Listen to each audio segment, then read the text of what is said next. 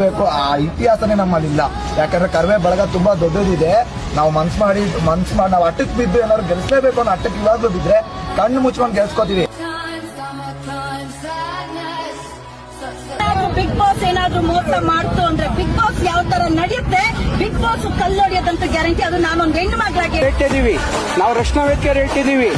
ಅಶ್ವಿನಿ ಗೌಡ್ರು ಗೆದ್ದು ಬರೋದು ಎಷ್ಟು ಸತ್ಯನೋ, ಬಿಗ್ ಬಾಸ್ ಮನೆಗೆ ಒಂದು ಕಲ್ ಬಿದ್ರೆ ನಿಮ್ ಕತೆ ಏನಾಗುತ್ತೆ ಅನ್ನುವ ನೇರ ಎಚ್ಚರಿಕೆಯನ್ನು ಕೂಡ ನಾವು